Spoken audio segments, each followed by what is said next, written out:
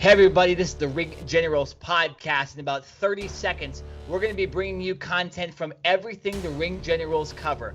Boxing, pro wrestling, and MMA. RKJ Man, tell them what else they're going to see.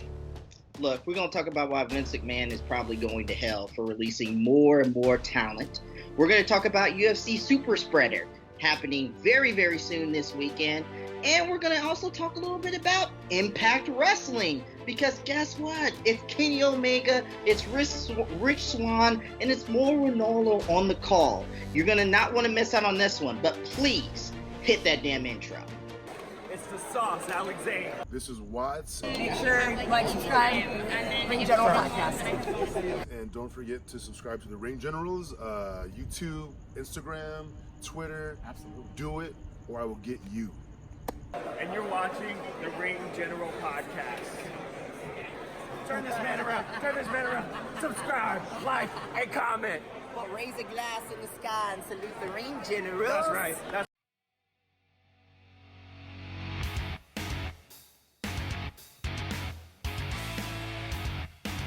Welcome everybody to the Ring Generals podcast. I am Nick Nenad, and alongside me today is the RKJ Man. Let's talk that talk, y'all. Hypocritical Nick! Are you ready for UFC Super Spreader, my friend? Yes, I am. I am so excited to see a full crowd. Like RKJ Man said in the very, very beginning of this podcast, we are talking UFC 261. We are talking WWE releasing some surprising superstars, and I believe it was about 8 or 9 total. It was Black Tuesday again. We saw that during the pandemic. We see it surprisingly right after WrestleMania.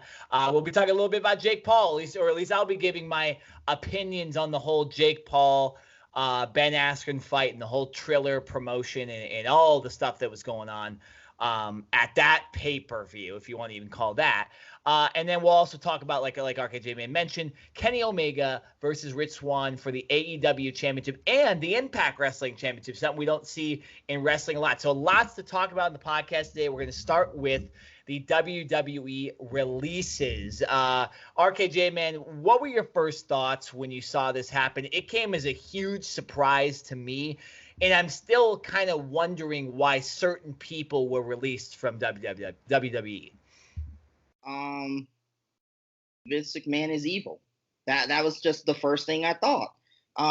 It doesn't make any sense to me how you have a show with all this pyro and all this fanfare, damn pirate ship up there, all these graphics, all these things you got to do, and then all of a sudden you release these people because of budget cuts. Like, I don't get it. And then you hear more facts about how much Bad Bunny was paid and how much Jake Paul was paid. And we didn't even need Jake Paul in that storyline between Kevin Owens and Sami Zayn. Logan Paul. I'm sorry, Logan. I don't really care. They both suck. But honestly, it's a situation where you didn't even need them. So why were they there? And most importantly, why were you paying them so much money?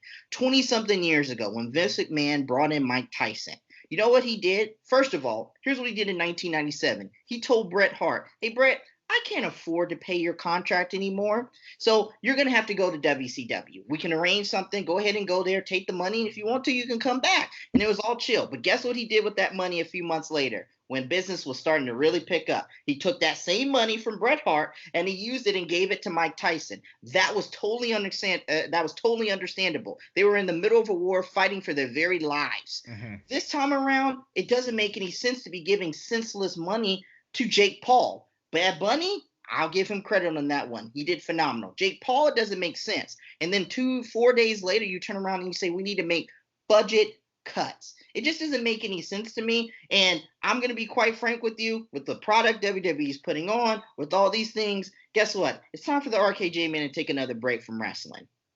At least WWE. Yeah, absolutely. I mean, it doesn't make sense. That's the theme of this segment of this podcast. I mean, some of the names on this list, Samoa Joe being released after standing in the rain at WrestleMania alongside Michael Cole and being a damn good broadcaster for the past few months and during the pandemic.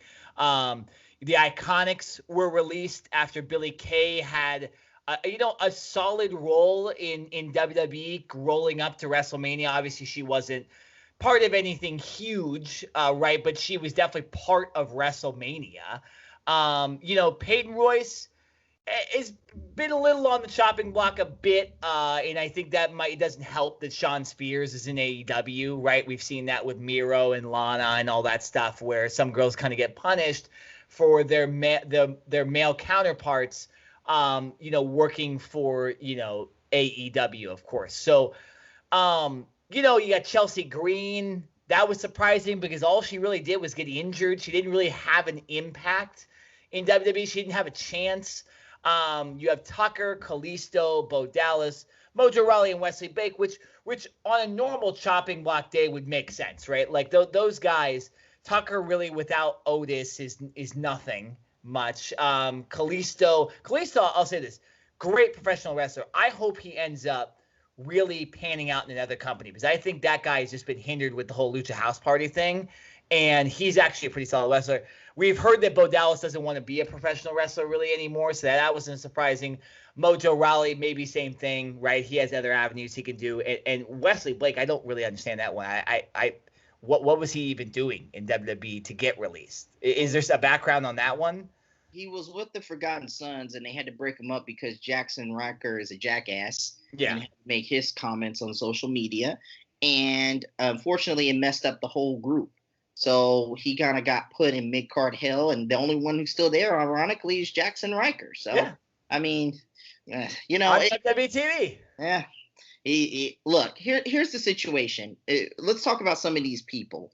Samoa Joe, the more and more I thought about it, the more and more I kind of understood exactly why he got released. Not that I agree with it, but I understood. Samoa Joe, this is kind of like the Macho Man Randy Savage thing back in the 1990s when Macho Man left, although Samoa Joe got released. Samoa Joe wanted to wrestle, but it seemed like, from what I'm hearing or what I heard or what I was seeing around some reports, is that he wasn't necessarily cleared by WWE doctors to wrestle again. Now, I will say this. He had a plethora of injuries in the WWE. It seemed like every time he came back, he got injured. So, it was kind of hard for me as a fan to believe in him as this certified badass if he's coming back for a few months and then the next thing you know, he's out again because of concussion or another injury. But he did phenomenal on commentary, and I really believe Vince wanted to keep him as a commentator, but Samoa Joe doesn't see that as his career path just yet. He doesn't want to retire and give it up just yet. So that's a situation for me personally that I hate to see, but I now kind of understanding why WWE let him go. The two ones I didn't get, though, were the Iconics, and here's why I didn't get it. Okay? The Bella Twins are actually coming back. Now, I'm not a big fan of the Bella Twins. Neither are you, Nick. But there are a lot of people out there who love the Bella Twins. And before Nikki got her injury and had to kind of retire, sort of, it was a plan for them to be going up against the Iconics. And you could have had a tailor-made matchup there at a SummerSlam, maybe even next year's WrestleMania, the Bella Twins versus the Iconics at a WrestleMania or SummerSlam. And you could have put that for the championships, for the women's tag team championships. So I'm kind of surprised why the Iconics weren't kept around at least to have that matchup on the table, because that seems like a matchup that can make money. And plus, Vince McMahon, I heard last year, he was very high on Peyton Royce. That's the whole reason why he broke him up. He didn't see anything in Billie Kay. But what was funny is Billie Kay was the one who emerged over Peyton Royce. You know what I'm saying? She found her niche, and Peyton Royce didn't even get on WrestleMania this year. So it's just one of those situations where I just don't understand it. Yeah, I mean, with the Iconics specifically, we've heard the rumors of Kevin Dunn not understanding Billie Kay, and maybe that's a product of them being very, very Australian, right? And I've mentioned this before that, we see some of the Japanese wrestlers get hindered because they don't know how to speak English as well, or their grammar isn't good and they don't know how to perform promos. I didn't think the Iconics had problems with that, but obviously the clunkiness and odd way they spoke sometimes, not obviously making fun of their accent, but just the way they perceived themselves on TV might have just painted Vince wrong, right? It might have just made him like, you know what? I don't think this is good TV, so I don't need these women, and they're not very good professional wrestlers in my personal opinion. So, I went on a whole spiel on our last podcast about how some of these women just don't know what they're doing, and they should not be in this company. One of those women I was mentioning is Billie Kay, and at the highest level, you need to do better, and you can't just have the mic skills. Ask Enzo Amore, right, who was one of the best promos in wrestling in the last 5 years. So, I think that's kind of what happened, right? They were one-dimensional characters. They could only really speak on the mic, and even at that, they were kind of odd. And I think Vince was like, you know what? I'd rather go with everybody that's related to every wrestler possible, instead of actually trying to develop, talent on their own. And after splitting people up, we see it with Tucker. He's released, and Peyton Royce and Wesley Blake, right? It kind of seems like a theme that they break people up to see if they're going to work, and then they don't even give them good stuff, and then it ends up failing. I want to make a comment on Samoa Joe.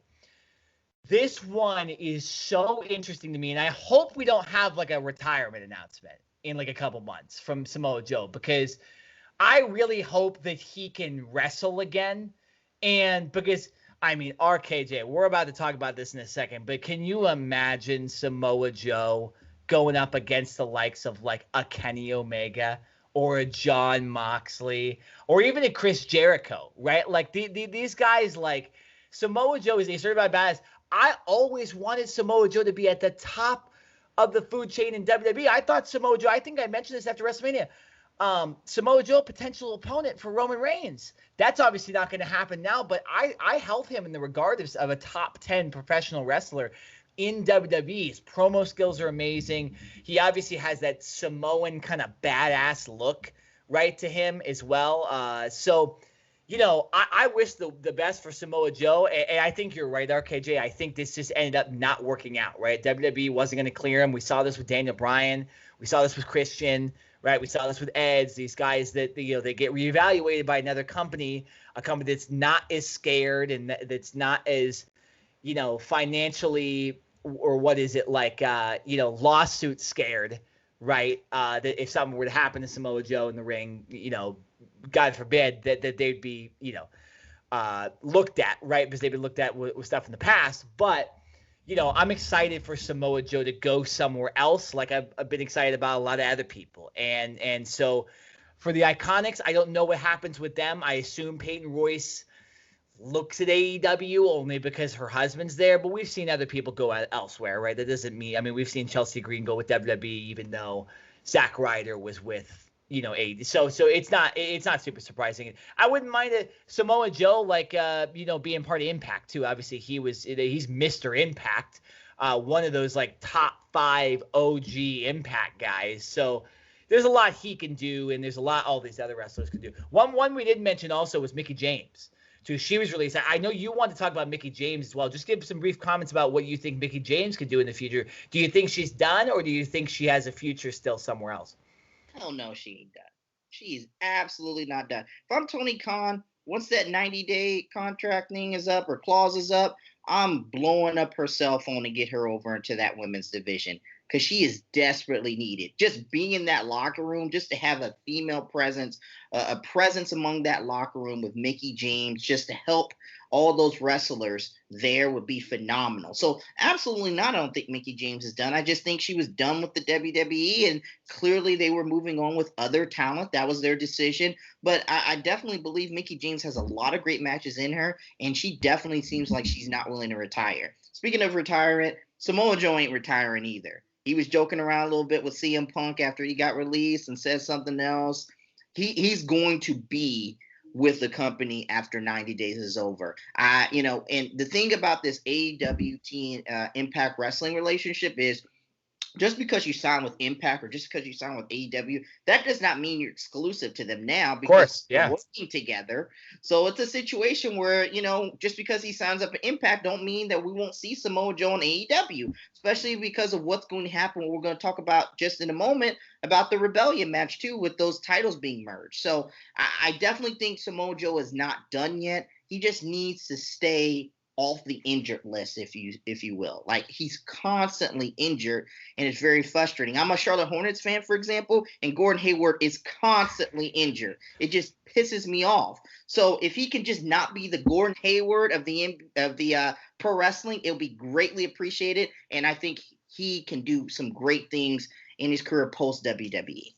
Yeah, maybe look to somewhere like All Out or something like that. Maybe Double or Nothing. Obviously, they won't. Most of them won't be able to debut by then. But maybe we see an All Out Samoa Joe, right, performance. Maybe we see him in AEW. That would be insane, and I am down for it. Go ahead. Yeah. One last thing. I gotta say this. I don't want anybody to lose their job, but I gotta ask this question: How long is Tamina gonna stay on this roster? I mean, you know what I think, man. You know what I think. It's that's why I made the comment a second ago that it seems like just WWE is so God, what's the nepotism? The nepotism in WWE is just so ridiculous. Obviously, because the McMahon family in itself runs everything, but like just the fact that you have all of The Rock's cousins ever, right? You have right, involved, and you have every other person from Canada that's related to Bret Hart is also, partly. It's just like, it's annoying. And when they can't perform or they're not as good, you just see straight through that. I've worked in companies that had nepotism issues and workers sucked. And I was a lot better than them, but they were given higher roles. They were given better things. They were treated better because they were a family member or they were a boss's daughter or something like that, or a boss's son. And that's what we see here. We see great professional wrestlers who made it themselves, and now they have all their cousins and all their relatives and all these people who fought in their dungeons working out and doing all that stuff. So yeah, it's annoying, and I hope all of them get released because they don't really deserve a job because they're only there because of their last name. Well, not all of them, obviously, because the Usos were. No, but the ones that suck. The ones that suck. Okay. That's what I mean. All right. Yeah. Look, usually in those positions, it's not a situation where those people who have the benefit of nepotism have been there for over a decade or so. In the case of Tamina and Natalya, they've been there for a decade. I remember being in high school watching these two people, watching Tamina and Natalya.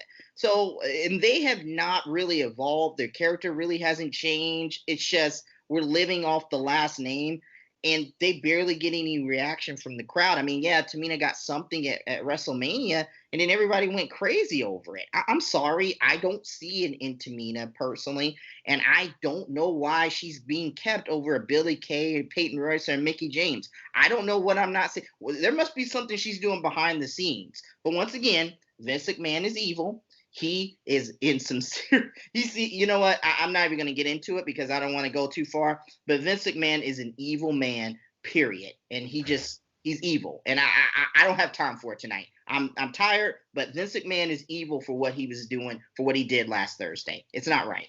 Yeah, to make one comment about what you said about the budget cuts, because we do need to move on really quickly. Yeah, it's fucking bullshit. Like it's the fact that they say budget cuts is it's absolute bullshit. Because it's not what, like, I get companies, they have budgets, right, for each part of their business, right? Like WWE has a budget for their advertising, right? They have a budget for their when they were touring, they had a budget for their tour, right? And they probably have a budget, a salary cap on their wrestlers, not counting celebrities or special appearances, right? But to say budget cuts when all we've heard for the last year is that WWE is making more money than ever, and Vince is selling his stocks and all that stuff, like, it just comes off like such an asshole move. And again, like, we should do a podcast, me and you, RKJ, where we just shit on WWE for an hour and like just legitimately go over every single bad thing they do compared to like normal companies, right? It's ridiculous how many mistakes this company makes and how much money they make. It's really ridiculous. All I'm going to say is this. Nick Khan got hired from CAA. He makes $13 million. He makes $13 million. It just came out. He's making $13 million. Yet you're cutting the wrestlers who are producing the content for you to be able to make that much money. It doesn't make any sense. They need a union. They need a fucking union, man. That's the only answer to any of this. Look, yes, they need a union, but nobody's willing to step up and say anything. Anytime they get released, they want to be nice about it, because guess what? It's a situation where they're afraid they're not going to get hired again. And, I like what Tucker did. Tucker was about to go in. Then today he came back and apologized like, oh, yeah, it was great working with everybody. Yeah. No, keep that same energy, Tucker. Keep that same. If you felt like you were done wrong, keep that same energy and make a character that gets us emotionally invested.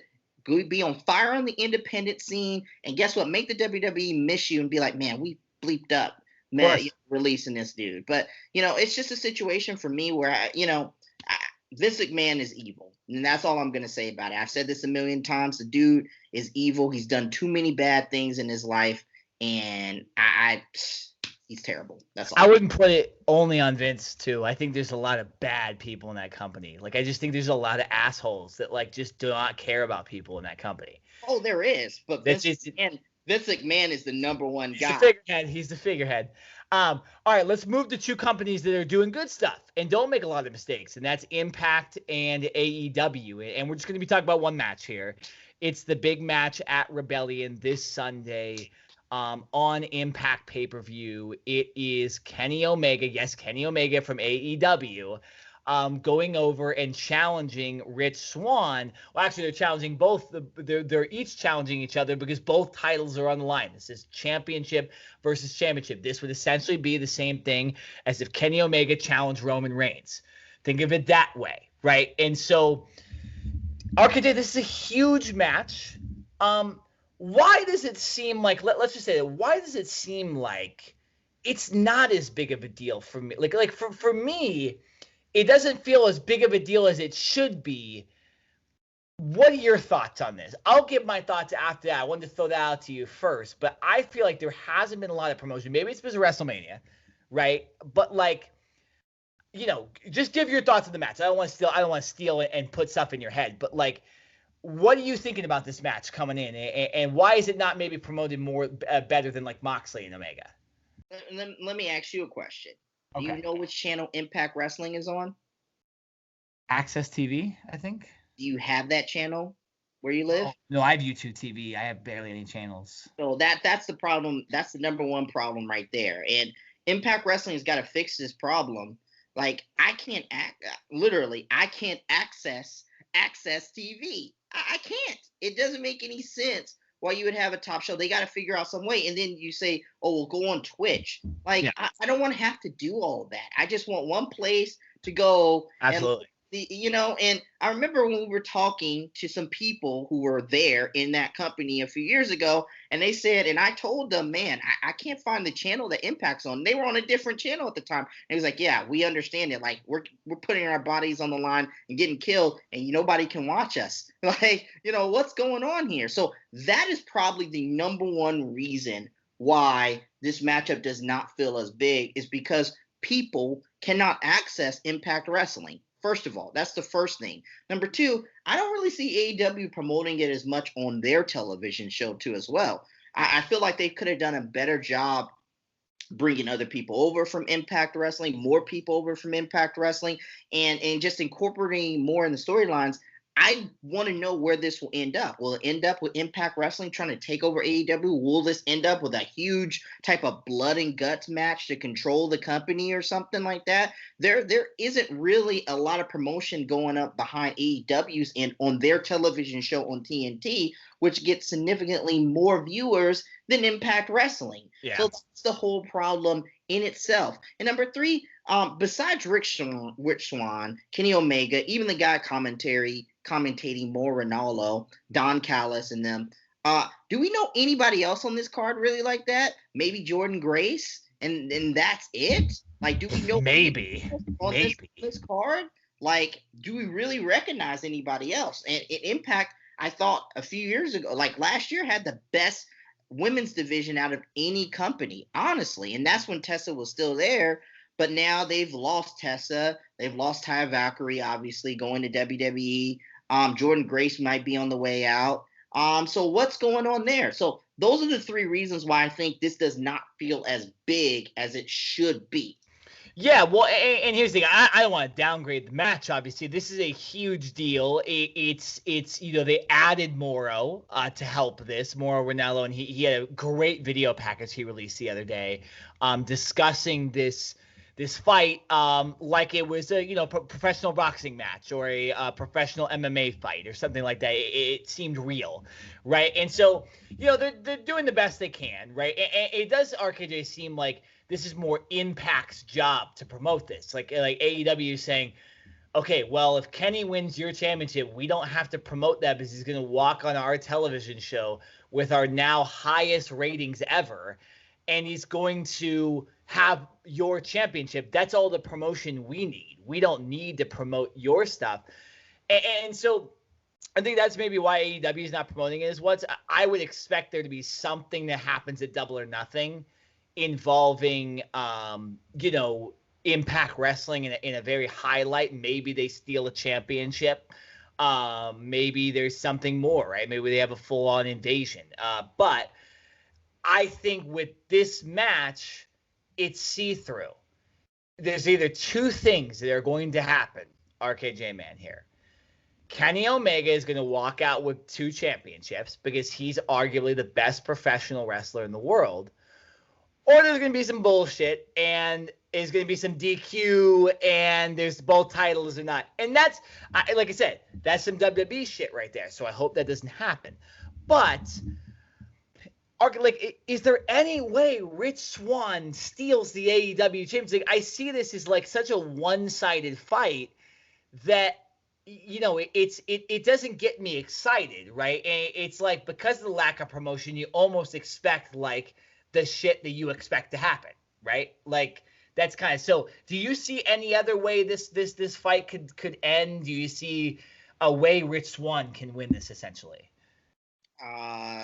Unless he's got somebody in his corner that can fight off Don Callis, I don't see it, to be honest with you. This is, even when you stack them up, like Kenny Omega overpowers Rich Swann in just terms of physical appearance. Mm-hmm. He overpowers him. So it makes no sense. I expect Rich Swann, honestly, to have a great fight. I expect this to be a really good match.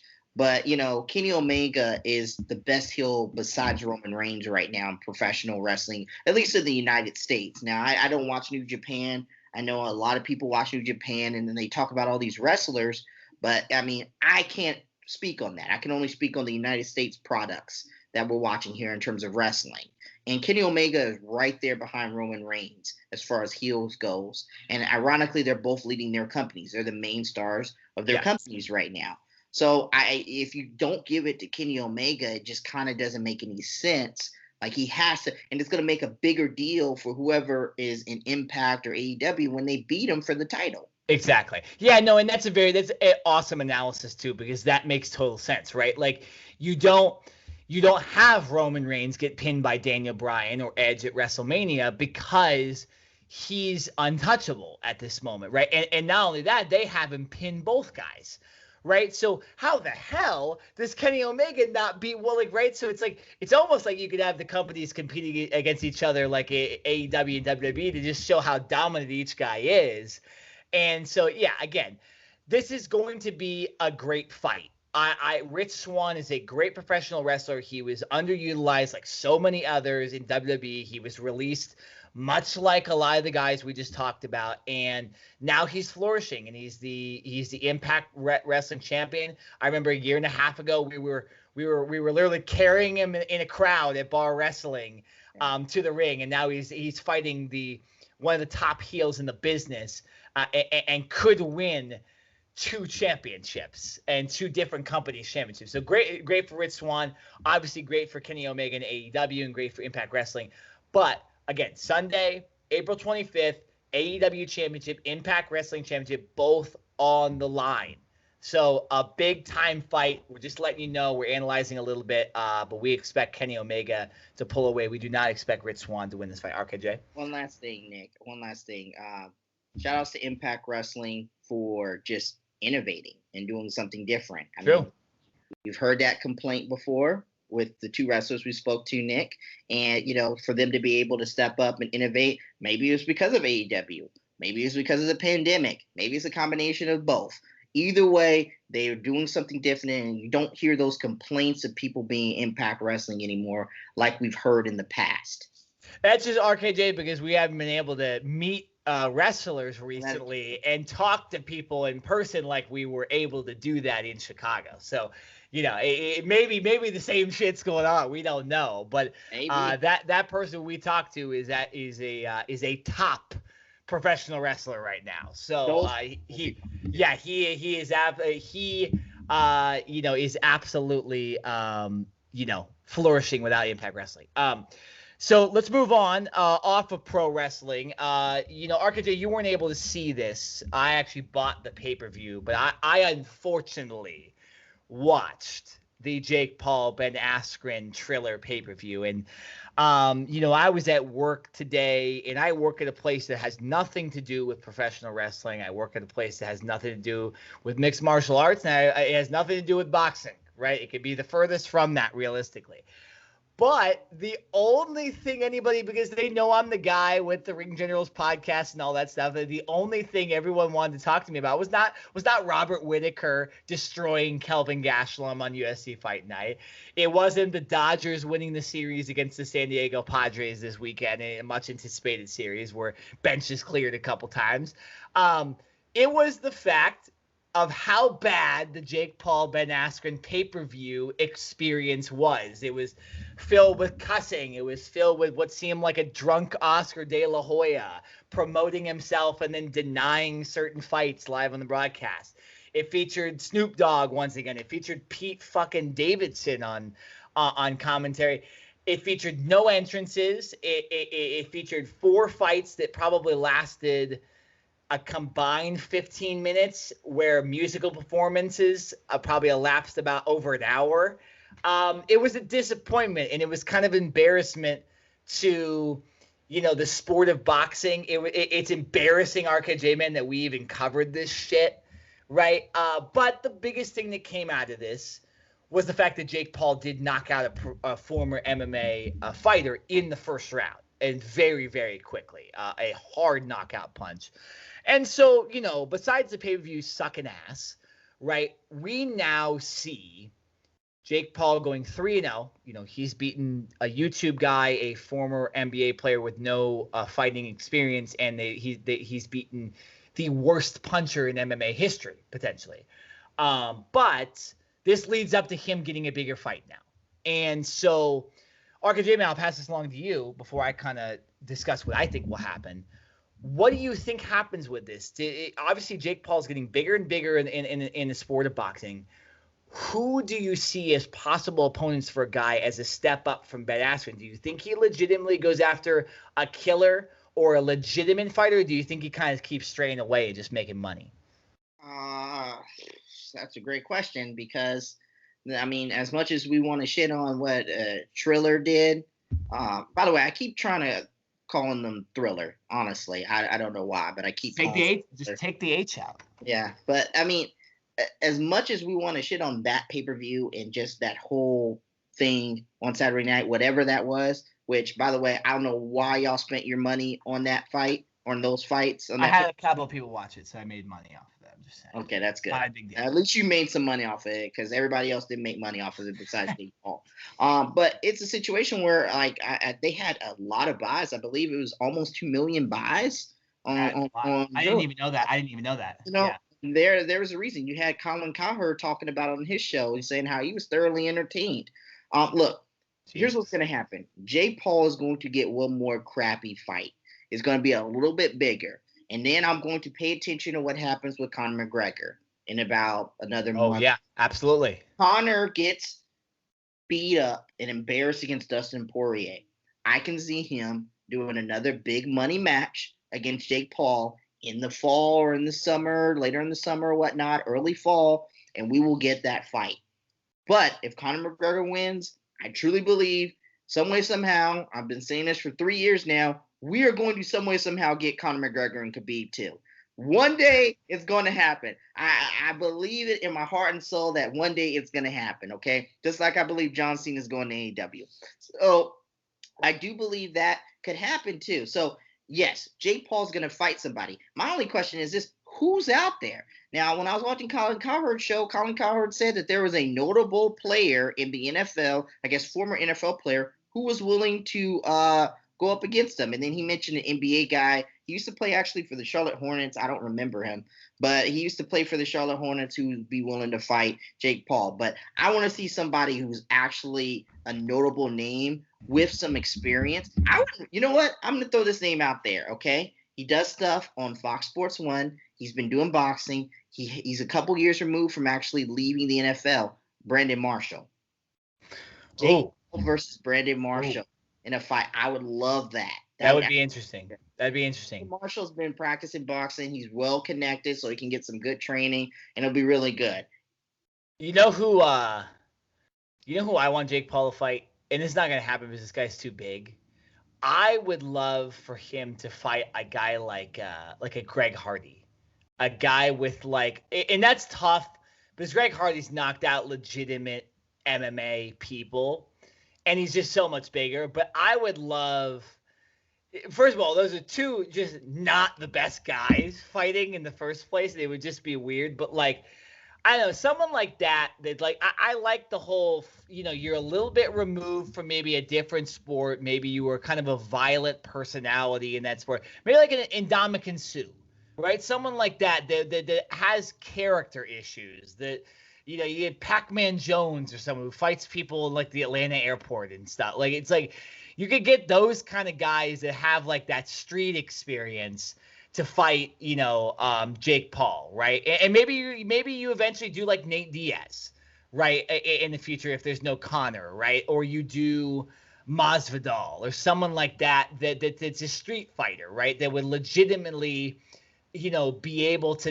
it wouldn't be like a straight boxing match. It would be interesting. But yeah, I mean, I hope Conor McGregor ends up winning a UFC championship. I could care less if he wins the Charlie D'Amelio championship in boxing here, okay? But it's going to be interesting. I just hope he fights a legitimate fighter next. I'm not going to watch it if it's not a legitimate fighter because of how embarrassing this one was. And it seemed like Ben Askren almost fooled us. There might have been a little maybe we might have all got played realistically in this whole thing. And so I will not watch another one of the Jake Paul pay-per-views if he's not fighting somebody legitimate that makes it worth watching, right? And I thought Ben Askren was that. I like Ben Askren. I have no issue with him. And I thought he kind of got a bad shake in the UFC. He got some crazy opponents for a guy debuting, right? But it's one of those things. We're talking about Jake Paul in this podcast because he created buzz and he had the bigger pay-per-view this weekend, but it was pretty embarrassing. And Jake Paul's got to get a little bit more serious if he wants to keep people like me watching this stuff. But does he really need to get serious? I mean, everybody's talking about it. We're still talking about it. Sure. And you know what? Any publicity is good publicity. What did Eric Bischoff said? Controversy creates cash. So it's a situation where it's like, hey, everybody and their mom's talking about it on Twitter. Maybe, guess what? I'll tune in or somebody else will tune in just to see how bad it truly is. And it'll just keep upping it. And we'll just keep buying it. Until one day his ass gets knocked out and it's all over for him. Yeah. So, I mean, it's a situation with this whole Jake Paul thing where he's finding something that works. He's finding a niche that works for him right now, and people are buying it. You bought it. Yeah. No, I mean, it's true. It's working. I had no problem with his business model. Smart ass motherfucker. This is the way he's playing this. It's great. And it's almost like a miniature version, not literally, but figuratively, a miniature version of Floyd Mayweather. Right, you're hoping that he gets knocked out. You're hoping that this all ends and that you could celebrate him, sitting on the ground knocked out, right? And you're not going to see that because he keeps fighting people that he knows he's going to knock out. It's very, very interesting stuff. I just wish it was more like the second fight with Nate Robinson. Yeah, obviously he wasn't the headliner. It was Mike Tyson and Roy Jones Jr. But I wish it was more of like that, where it was more legitimate. There wasn't all the TikTok people there, and it was less of like stuff I don't like, because like my generation, my parents' generation, your parents' generation don't know anything about what was going on that night. And that's weird to me, that you'd only be catering a pay-per-view that little kids aren't buying to little kids, right? And so I don't think that business model will work out perfectly. But you know, I could be wrong. Maybe it's a little of I'm getting a little too old for the Jake Paul shit, you know. By the way, my dad definitely wouldn't know what would be going on. No. He'll be the last person who Yeah. would know what's going on. But man, really quickly, I got one quick question. What was up with this whole slapping fight or something at that pay-per-view that Ric Flair narrated? And did you see Ric Flair hanging out with Rick Ross and all them after the fight? I didn't even know Ric Flair was there. That's news to me right now. You're telling me. I'm telling you, man, Ric Flair.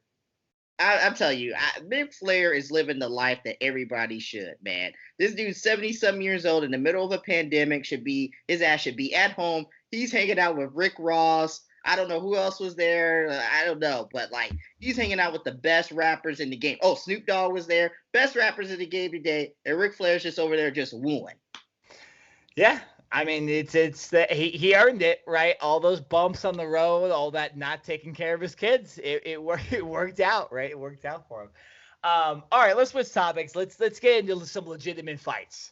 Let's get into some legitimate fights. We got UFC 261, the super spreader event, a full audience in our favorite city in the world, Jacksonville, Florida. It will be at the Jacksonville Memorial Coliseum, or I think it's called VyStar Memorial Arena or something like that now. It's not called the Jacksonville Memorial Coliseum. Veterans Memorial Arena. I was close, so it was somewhere in the middle of what I said. But, yeah, we got full crowd. We have Masvidal and Usman as the main event. We have two pretty good female fights on this card as well. Let me just pull up the card really quickly. Yeah, we have obviously Kamaru Usman and Jorge Masvidal, a rematch from last year's pandemic fight that Masvidal fought on, less than 2 weeks' notice.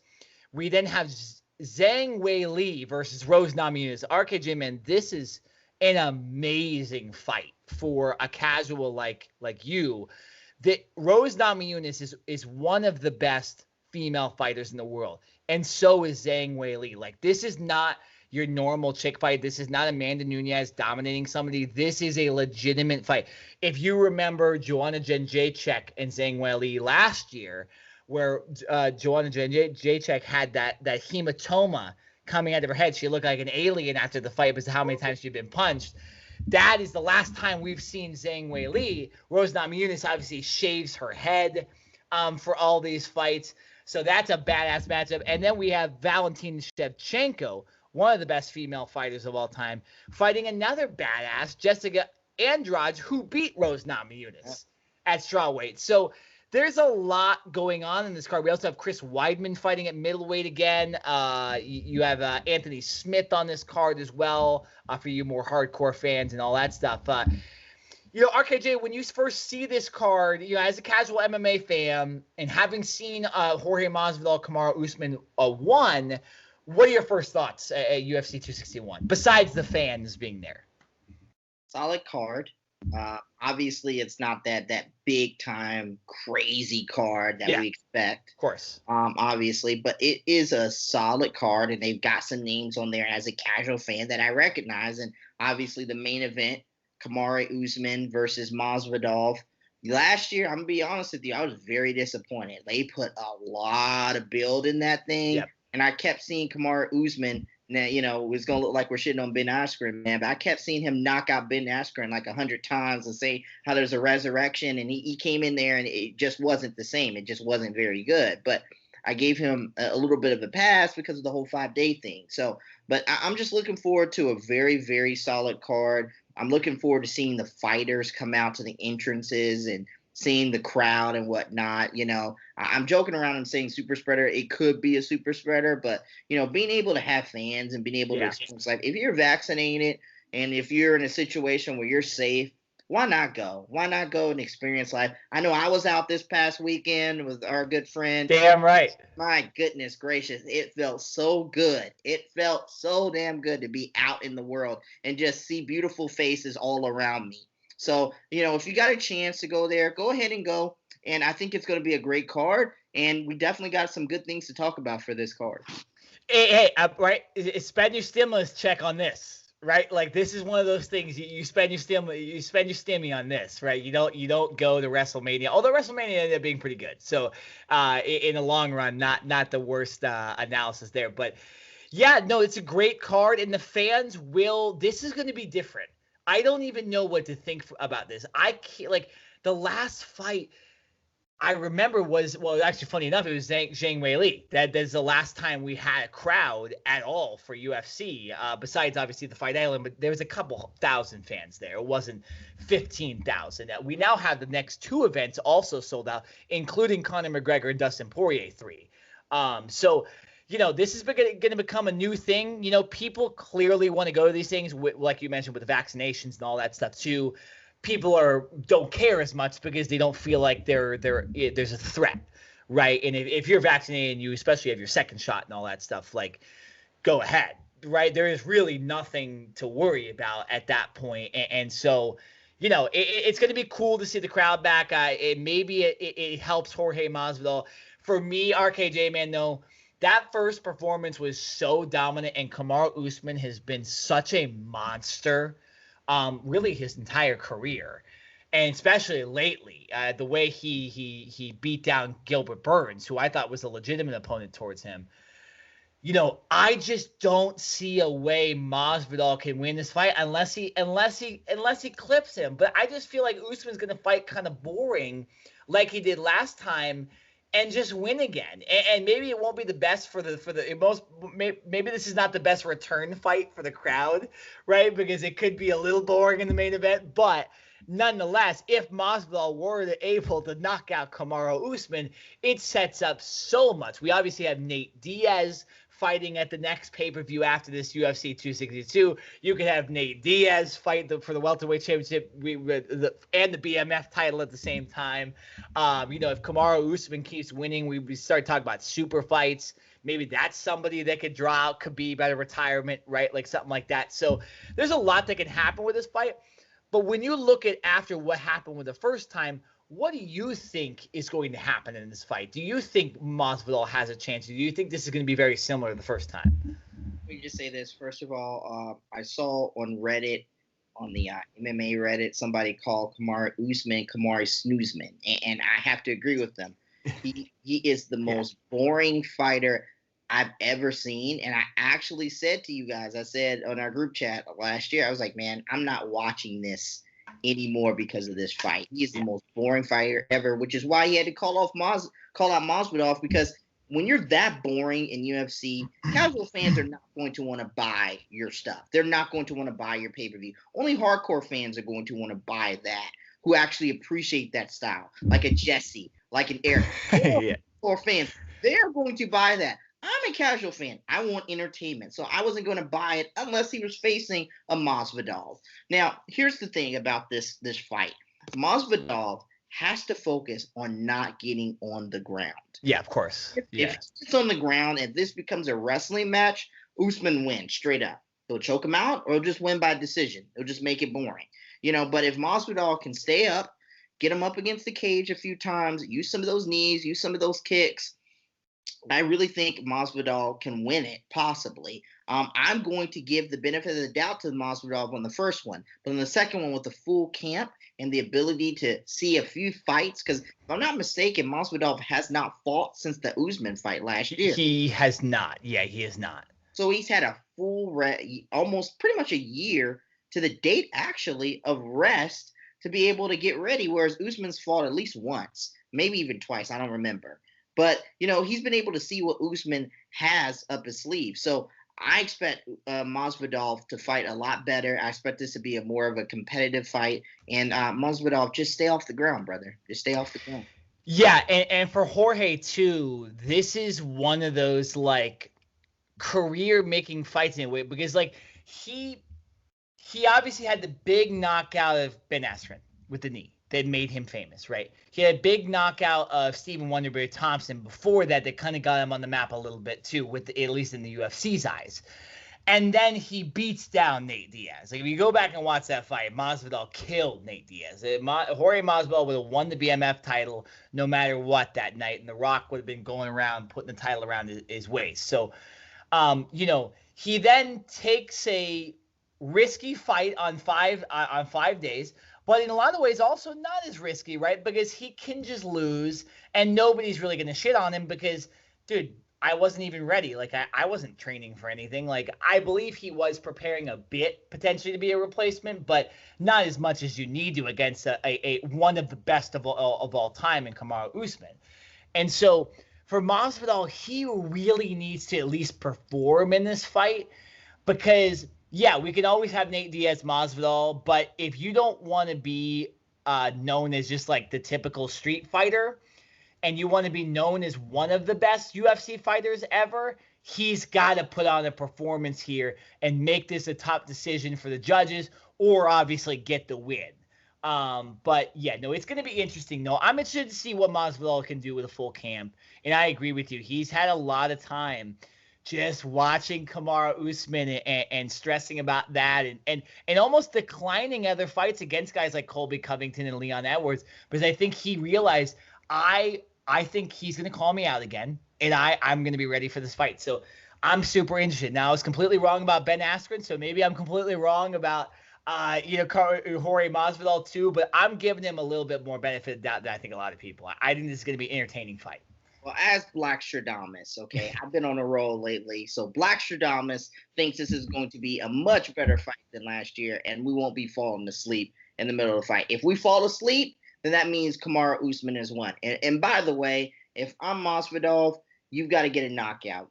Do not rely on those judges. Those judges, as we've seen time and time again, whether it's UFC, whether it's MMA, whether it's UFC, whether it's boxing, whatever, those judges are sketchy. So If I were you, if I was Masvidal, I would be focused on knocking Kamaru Usman out on Saturday night, honestly. Yeah.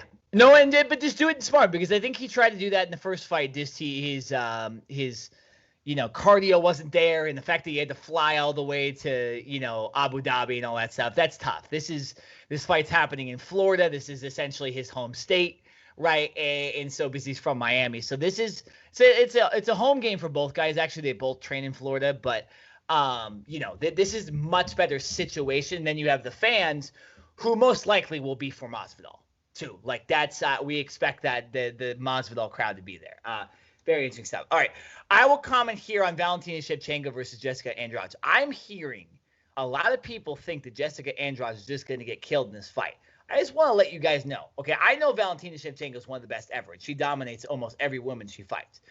But Jennifer Maia a couple months ago won a round against her. So let's give a little bit more credit to Jessica Andrade, who's one of the better women in MMA. Do I think Valentina is going to win? Yes, but I wanted people to put a little bit more respect on Jessica Andrade's name as a hardcore MMA fan here. Like I want people to be more excited about that third title fight on this card.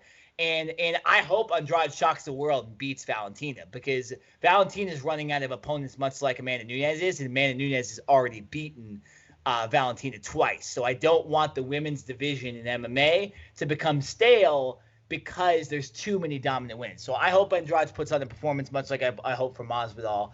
And then Thug Rose and Zhang Weili. Zhang Weili, obviously, it's been over a year, right? And she was stuck in China for a long time as well. And so it's been a difficult road. It reminds me a lot of Leon Edwards. You have Rose Namajunas. She's fighting for a title again. The last time she was in the title picture, she got dropped on her head and retired after the fight, literally. And that was Jessica Andrade, by the way. Shout out. Okay. Who did that to her. So, that's a very, very interesting fight. And I personally thought that Joanna Jędrzejczyk actually won that fight against Zhang Weili. So I'm going to give a shocking prediction here, and I think Rose Namajunas is going to win this fight. It is going to be a very, very interesting scenario. Do I want there to be a UFC card in China or a UFC Asia card with Zhang Weili, one of the headliners? Yes, of course I do, and I think that's good for the UFC to venture off into Asia, a hotbed for mixed martial arts in general, with all the Pride stuff back in the day and K1 and all that stuff. But I hope, like Zhang Weili is the star, but I think Rose Namajunas is going to win this fight because I think when she has her head on her, she is arguably one of the best female fighters in the world. And Zhang Weili is too, but maybe this long layoff affects her. RKJ, what do you think about that? I asked you about Leon Edwards when we talked about that on one of our other podcasts.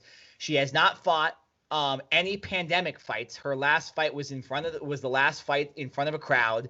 And she's been in another country, a country that obviously has been at the center of all this COVID stuff, has been very restrictive toward its people and all that stuff.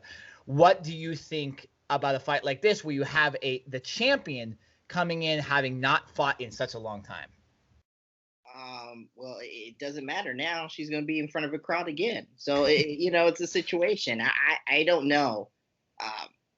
Could we see some people, because Florida's a very sketchy state. Jacksonville's can be sketchy. Can we see some people boo her because of where she's from? And some people getting upset at her, like, oh, you're from China and the coronavirus and whatnot. Could we see that? Possibly. Maybe. But, I mean, it's a situation for me personally where I really don't put too much emphasis in that. She's going to be in front of a crowd. If you haven't fought in over a year or so, over a year, that means you have more time to rest. You have more time to prepare. You have more time to work on your game and your weaknesses in your game. I wouldn't be focused all the way on my strengths. I'll be focused on my weaknesses. So to be honest with you, the fact that she's rested up and the fact that she's been off for a year and a half or whatnot, is taking a breather and just being able to just focus on her. I think the edge is going to go to her, to be honest with you. Yeah, no, I mean, your analysis makes sense too. It's Zhang Weili, obviously she hasn't fought since January. Rose Namajunas hasn't fought since July, right? It's not the same thing, but it's similar to Masvidal, right? So I'm not going to sit here and we just commented about Masvidal waiting a long time too. Rose Namajunas, though, she did avenge her loss against Jessica Andrade in her last fight. So it's Rose is coming in not undefeated, but like having nobody on her brain besides this new champion. So it's going to be a very, very interesting fight. Like I mentioned, UFC 261 headlined by Kamaru Usman and Jorge Masvidal for the welterweight championship. And there are two other championship fights on this card. Zhang Weili versus Rose Namajunas, women's strawweight championship. Valentina Shevchenko versus Jessica Andrade for the women's flyweight championship. We also have Uriah Hall and Chris Weidman in the middleweight fight. And at light heavyweight, Anthony Smith versus Jimmy Crute, all on the main card. Now, RKJ Man, gonna get serious here real quick. We had some non-boxing MMA and pro wrestling news that happened today. I want to get your thoughts on what happened with the Derek Chauvin case today and all the George Floyd stuff, because obviously that stuff changed our podcast for a little bit. It changed the world for a little bit. And we had a decision that went very favorable to a lot of people today. So I want you to give your thoughts real quick to end this podcast. Yeah. I think it's just sad that a lot of people, not just black people, just people in general, were concerned that about the outcome today. I mean, we all saw the video. Mm-hmm. And let me ask you a question. Would something would have been done? Would we have done something about this situation if there was no video? Because there has been a lot of situations out there. Even I've experienced it, where I've been unfairly treated by the police or unfairly treated by other people because of the color of my skin, because it wasn't shown or because I couldn't prove it or nobody else could prove it. They got away with it. And today, justice was served because we had video evidence. I think America has a long way to go in racial relations. Was today good? Absolutely. But it doesn't bring back George Floyd. It's just frustrating to me personally that a black man, had to die for a lot of people to understand that Black lives matter. Think about how long, for how many years, decades, generations, thousands of years, Black people have been around, making an influence in our society, on our culture, on our infrastructure, everything, in our economy, in our government. And, it took all this time for people to stand up and say, you know what, Black lives do matter. I think we've got a long way to go in America and in society in general. But today was a good step. But we're not just satisfied with today, because for every George Floyd trial, there's a Breonna Taylor and so many others. I can't even list their names. The names just go on and on and on. So we need to focus on our justice system. We need to focus on systematic racism. We need to focus on educating our children. We need to focus on so many other things. So today was a good step, but we got a long way to go. But, at least George Floyd and his family can have some sort of peace knowing that terrible, terrible man is going to prison for a very long time. Yeah, and RKJ Man, I'll tell you this, man. I was yesterday when we were recording the Cover 2 podcast. I had a lot of that day watched the trial while I was doing most of my mock drafts, and I was afraid. I did not think the right thing was going to get done based on previous instances, and when I was at work, the television said that the verdict is coming in at 1:30. Well, first of all, based on a lot of other trials, I knew what was going to happen at that point. In most instances, that he was going to be guilty, but I felt anxious. I didn't know what was going to happen, and then when you see the announcement, I remember just feeling happy, right? And happy in the way that justice was served. But you are absolutely correct. We got a long way to go. We should celebrate this moment, but I think that there needs to be. I mean, like there was 2 other shootings, like 2 weeks ago. You know what I'm saying? And there was something that happened in Minneapolis today. So there's just, this is a big moment because it had such an impact during the middle of the pandemic. People went out and gave each other COVID, in the middle of the streets because of this, right? In the middle of when we were, at the premise of this thing. And so I think this meant a lot to people. And it was a good thing today, but I totally agree with you, man. We got a long way to go, and we've had some great talks about this kind of stuff too. And I just want to give your thoughts on the podcast too, because there was no way we're going to get through today after what happened and the way everybody else talked about this stuff. I had to get your thoughts. I had to get the RKJ Man's thoughts on this whole thing. I mean, look, at the end of the day, when it comes down to it, for me personally, I don't look too much into race. You know what I'm saying? Yeah. You look at our podcast. Oh, of course. You look at the friendships that I've had. It's been all different types of race, religions, ethnic groups, whatnot. I don't look at those types of things. I don't look at sexual orientation or race or all that stuff. I just look at you as a person. So, I think America just needs to do that. And I don't know how long it's going to take, but we really have got to focus on just solving the systematic racism. And like I said, it's the things that you don't see. It's obvious when someone hates you and they're just racist and they're calling you the N-word. But what about that executive who works for these top Fortune 500 companies who aren't going to tell you to your face that they don't like you, but they're going to show it in the way they manipulate the rules and the policies and the procedures for that company to be against you, to be prejudiced against a black person. So it's a lot of ways we can fix it, but we just need to keep speaking out when something's not right. And a person shouldn't have to die just for us to realize that Black Lives Matter or Asian Lives Matter, or, Hispanic Lives Matter. We should all understand that as is right now. So, I hope we can just keep on just growing as a country and growing as a nation. But today was a good day.